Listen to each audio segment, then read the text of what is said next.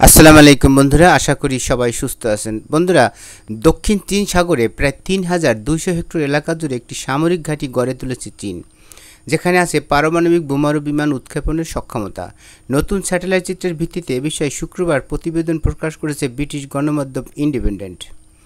মির্চিপ রিপ নামের চীনের এই কৃত্রিম দ্বীপের স্যাটেলাইট চিত্র প্রকাশ করেছে Asia maritime transparency initiative AMTI।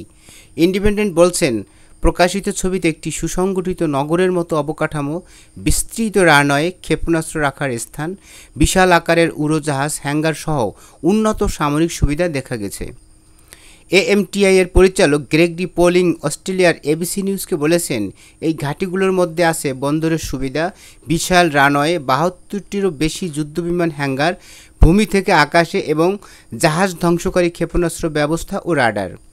এটি দক্ষিণ চীন সাগরের সামরিকরণ ঘিরে আন্তর্জাতিক উদ্বেগকে আরও বাড়িয়ে তুলেছে। AMTI এর তথ্য অনুযায়ী চীন বর্তমানে প্যারাসেল দ্বীপপুঞ্জে ২০টি এবং স্প্রান্টলি দ্বীপপুঞ্জে ৬০টি অবস্থানে নিয়ন্ত্রণ প্রতিষ্ঠা করেছে। এর মধ্যে ৪টি সম্পূর্ণ নৌ ও বিমান ঘাঁটিতে রূপান্তরিত হয়েছে। এছাড়া প্রবাল প্রাচীর, স্কারবোরো শোয়াল-এ চীন কোস্টগার্ডের স্থায়ী উপস্থিতি থাকলেও এখনও কোনো স্থাপনা নির্মাণ করা হয়নি। প্রতিবেদনে বলা হয় যে চীন প্রায় পুরো দক্ষিণ চীন সাগরেরই সার্বভৌমত্ব দাবি করে।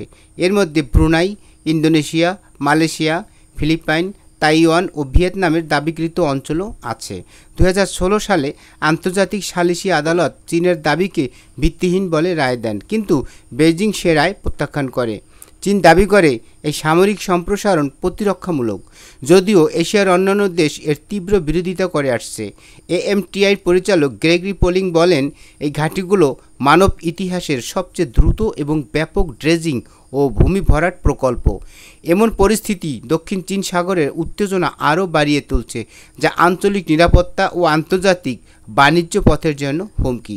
স্যাটেলাইটের ছবি অনুযায়ী গত মে মাসে বিতর্কিত প্যারাসেল দ্বীপপুঞ্জে চীন সবচেয়ে উন্নত মানের দুটি বোমারু বিমান অবতরণ করে।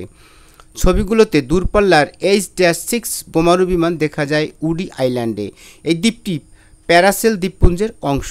ইন্ডিপেন্ডেন্টের প্রতিবেদনটি প্রকাশ হয়েছে আজ শুক্রবার, তবে এতে স্যাটেলাইট চিত্রের বর্ণনার বিষয়ে চীনের কর্তৃপক্ষের কোনো বক্তব্য প্রকাশ করা হয়নি। তো আজকের ভিডিও এ পর্যন্তই। ভিডিওটি ভালো লাগলে সাবস্ক্রাইব করে আমাদের সঙ্গেই থাকবেন এবং ভিডিও সম্পর্কে আপনার মূল্যবান মতামত কমেন্টে জানাবেন।